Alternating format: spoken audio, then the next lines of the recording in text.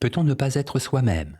Thèse. L'usage de certaines drogues, la folie, notre inconscient, explique que nous puissions ne pas être nous-mêmes.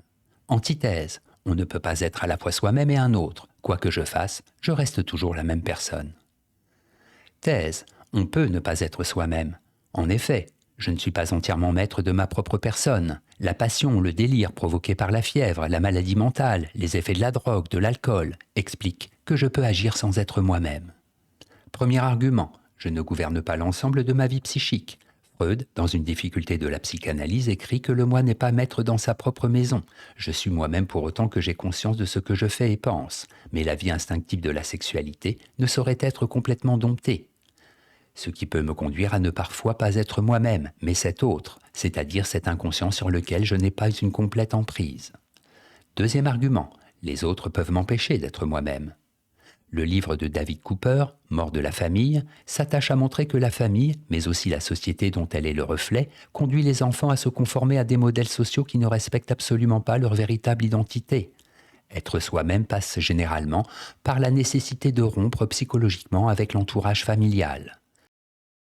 Troisième argument, le Code pénal reconnaît qu'on ne peut pas être soi-même. L'article 64 considère que la démence et l'épilepsie sont des facteurs pouvant exclure la responsabilité pénale. Par ailleurs, il est manifeste que les actes que je peux commettre, les propos que je peux tenir lorsque j'ai absorbé de la drogue ou de l'alcool, dépassent ma volonté consciente. En bref, je peux, sans en avoir conscience, être ce que les autres veulent que je sois. Mon inconscient peut influencer mes comportements. Certaines formes de folie, la drogue, sont à l'origine de troubles de la personnalité. Antithèse, je ne peux pas ne pas être moi-même. En effet, en tant qu'être conscient, je suis moi-même de la naissance à la mort. C'est toujours le même être qui s'enivre et sujet à des accès de folie. Jamais on ne sort de soi-même pour devenir un autre.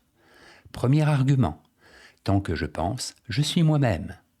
Si l'on suit le raisonnement de Descartes, on aboutit à cette conclusion. Le fait de penser prouve que je suis.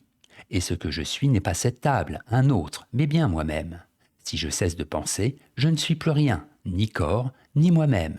La seule possibilité de n'être pas soi-même, c'est donc de ne plus être du tout. Deuxième argument, même fou, je suis encore moi-même. La folie comme la drogue ne gomme pas entièrement la personnalité de quelqu'un. L'alcool, comme l'a bien vu Baudelaire, ne transforme pas une âme paisible en une âme sanguinaire. Si l'homme qui boit se montre violent, c'est son âme qui est en son fond violente. Troisième argument, aucun fou ne ressemble à un autre. Ce qui prouve que même fou, on est encore en partie soi-même, c'est que l'on retrouve au-delà de la démence des traits de personnalité qui restent inchangés. Chaque fou, en fonction de cette personnalité, vit sa folie d'une manière absolument singulière.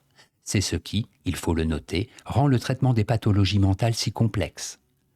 En bref, c'est au cours des premières années de l'existence que se forge notre personnalité, laquelle, jusqu'à notre mort, fera de nous un être ne ressemblant à aucun autre. Je ne peux pas être autre chose que ce que je suis. Synthèse. On peut dire que c'est parce que je suis ce que je suis que je me laisse influencer par autrui, que les images qui se forment dans mon esprit, alors que j'ai absorbé une drogue hallucinogène, ne ressemblent pas à celles qu'un autre voit. Mais d'un autre côté, si être soi-même c'est avoir conscience de ce que l'on fait et pense, il est alors bien difficile d'affirmer que l'homme, qui en proie à une crise de démence tue sa femme, est encore lui-même.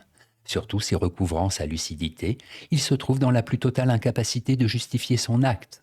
Le philosophe Louis Althusser n'était pas lui-même lorsque le 16 novembre 1980, il a étranglé sa femme, même si l'on peut penser que c'est son enfance, sa vie intellectuelle et affective qui l'ont conduit à commettre cet acte, alors qu'un autre sujet, ayant une personnalité différente et atteint de la même maladie mentale, ne l'aurait pas commis.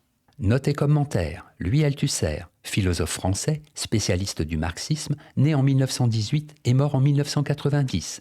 Atteint d'une psychose maniaco-dépressive, il fut déclaré irresponsable et interné. Il passera la fin de sa vie entre l'hôpital et son appartement. Un seul texte couvre cette période de grande souffrance.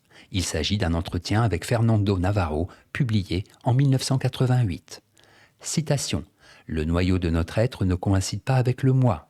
C'est le sens de l'expérience analytique, et c'est autour de cela que notre expérience s'est organisée. » Jacques Lacan, Le Séminaire, livre 2.